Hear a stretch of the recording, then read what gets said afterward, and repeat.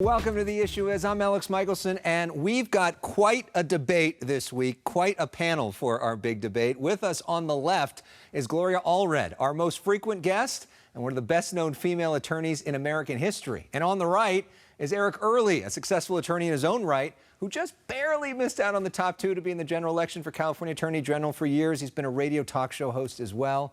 Our big image this week is this one. Governor Newsom signing California's budget, which is over $300 billion. As part of that, $200 million will go to reproductive care. Protests continued all week long up and down the state over the Supreme Court's decision to overturn Roe v. Wade. In the fall, California voters will determine whether to change the state's constitution to include a right to an abortion as a constitutional right. Also this week, Gloria Allred penned this powerful op-ed in Variety called A Womb with a View. It was edited by our pal Elizabeth Wagmeister. Let's start there. Gloria, what was your main point of that article? Well, first of all, the womb with a view is because the wombs are the ones most affected by all of this. And, of course, the decision by the United States Supreme Court was made by 4 people who don't have wombs, never will have wombs, and 1 person who does but has many, many children. And, you know, her religion makes it a sin Amy Coney Barrett to believe that you should be able to have an abortion, even though religious views are not supposed to come into play with the Supreme Court justice. But I'm all about the results of making abortion unsafe and illegal in about half of the states and what we in California can do about it, because I'm all about activism. So I'm saying there's something we can all do. And you don't have to be a lawyer and you don't have to be a politician to do it. I think the street protests that you just showed are important. I went to one on the day that the decision came down in downtown Los Angeles. In addition, we have to remember in November, we have to get out there and vote for pro-choice candidates. We can't take for granted that we live in a blue pro-choice state. We have to get out there and also support pro-choice candidates, get people who are pro-choice to run for office, contribute to them.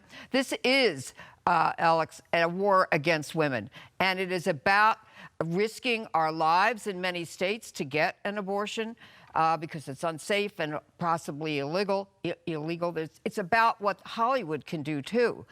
The unions like SAG-AFTRA that I'm a member of, the unions like the Directors Guild, the Producers Guild, the Technical Crafts Guild, the Technical Guilds, all of them should not make films in any state where abortion is banned.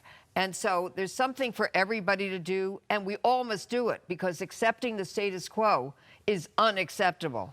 Do you think this is a war against women, Eric? Do you agree with the Supreme Court's decision? I support the Dobbs decision. It was right on the money, frankly, and there is no constitutional right to an abortion.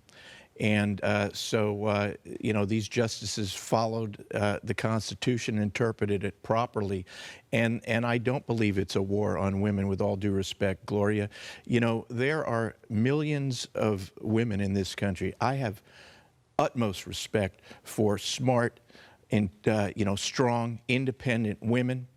And there are millions of women in this country who are pro-life and who support the Dobbs ruling. So I don't look at this as a war on women. This was a proper interpretation of the Constitution.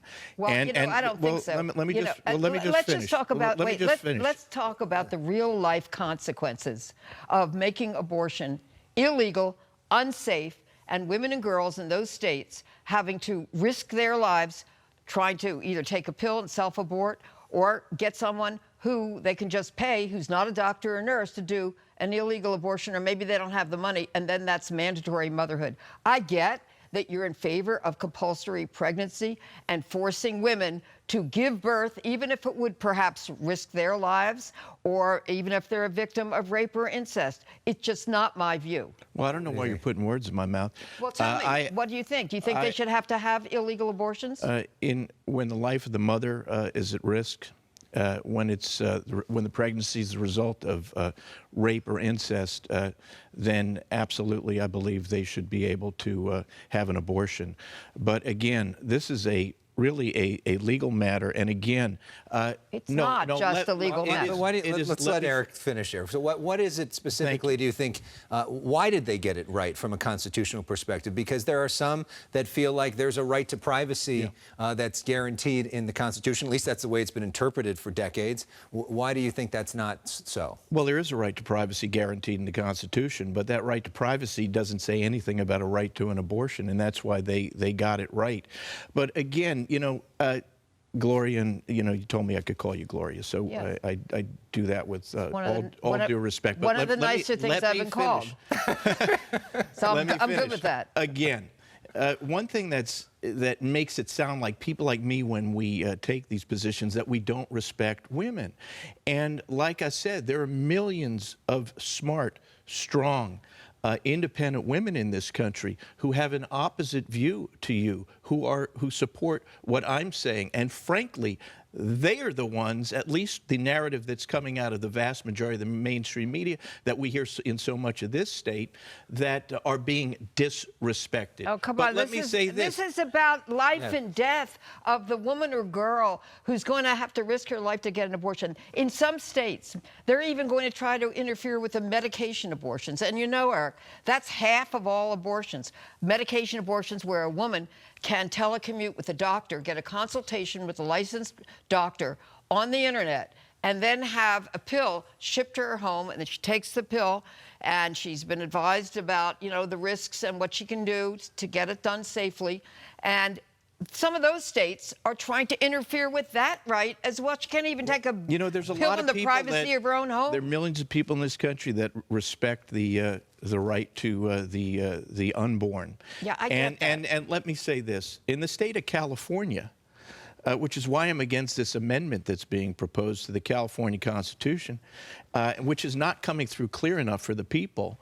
Notwithstanding the Dobbs ruling, the right to an abortion remains legal in the state of California, because, as you know, Dobbs supported states' rights. It said it's up to the state legislatures to make the decision. May I ask you a question? Let me finish.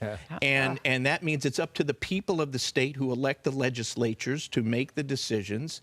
And here in California, we have a legislature that supports abortion. So whether I agree with that ruling or not, here it is legal in California. Here, we don't need an amendment to a Constitution. We do. And therefore, this whole argument about an amendment to the Constitution brings into serious question what frankly, the ulterior motives of a Gavin Newsom and a Rob Can I tell you why we need a constitutional amendment? Because in the late 60s, when I also was living in California and I was in my 20s, we didn't have a constitutional amendment, and we had an anti-choice legislature. And so it was a crime to get, for anyone to help with what they called a miscarriage, but it was an abortion, and it was a felony. And so that's why I had to have an abortion when it was illegal in California for a woman or a girl to have one, and I almost died from it.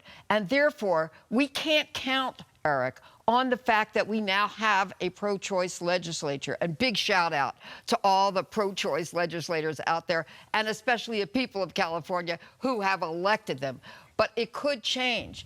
It could go back to the 60s, just like Roe v. Wade now has rolled back after, since 1973. We've had almost 50 years of Roe v. Wade and safe and legal abortions. That could happen.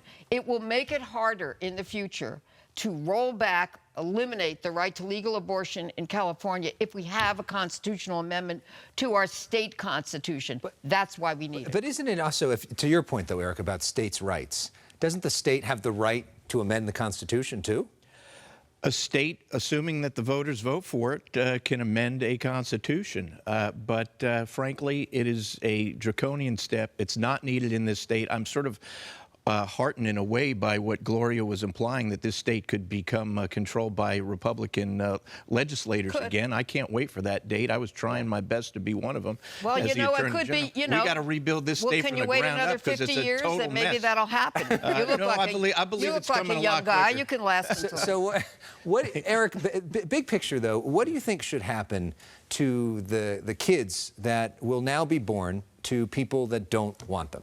Well, that's a and great question. in other states, that's going to happen now, right? It's called adoption, and you know, I'm glad you brought that up. Somebody very close to me and my family, as an infant, he was turned over by his mom to an adoption agency. He was adopted by an incredible family. He grew up to lead a wonderful life. He raised a family. All of the children he raised, raised families on their own. When the nation called for him to defend our nation in time of war, he went to fight and defend this nation. So hold on a second. He has lived a wonderful life, and so many wonderful lives have come from that life.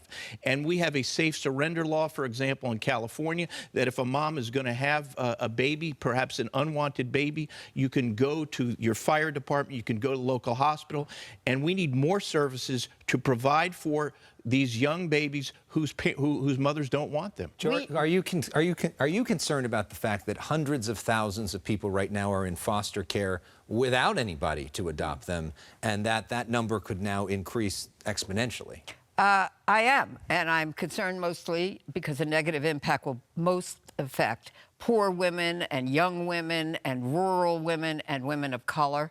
I know, I hate to break this to you, but we are not a factory. We are not the means of reproduction against our will for people who would like to adopt. That's great. People should be able to adopt if there is a baby placed for adoption. But nobody should be compelled into motherhood so that other people can adopt. It's just simply not acceptable. All right, so we're running out of time. Bottom line, last point. Gloria, to you, and then to you, Eric. Bottom line, we are going to help people in other states. Instead of their having to risk their lives with illegal and unsafe abortions, have them come to California. We'll get them a free abortion. In addition, there's going to be a fund to help them travel to California if they can. Last word to you, Eric. California's taxpayers should not be paying for people from all around the country to come here for abortions. Also, I support people's right to peacefully protest on any subject, whether I agree with it or not. But these violent protests that we've seen in certain instances must be stopped. Our government, both here in California and the federal government, should come out and speak forcefully against any kind of violence, any kind of firebombing, all this kind of stuff we're seeing. There's no place for that in this country. That's not the main thing that's happening. And let's talk about violence. How about the violence on women and our wombs that were forced to have unsafe abortions? I was trying to give Eric the last word, but I guess Gloria got the last word there. Eric, thank you for coming on. It's great to have you back. Gloria, you're going to be back a little bit later for a birthday celebration. Okay, thank you. Happy birthday, Gloria. Yes. Thank you. And thanks for having me, Alex. Up next, we're going to talk to California's first partner, Jennifer Siebel-Newsom. But every time Gloria is on, Eric, I don't know if you know this, we dance. So she's got some great moves. Maybe she can teach you one. This is the Temptations. So we can get it up loud in here. I'll dance. This is music from the Temptations. Gloria's moves. Let's go. Come on, Eric. Let's do it. Fighting. Fighting.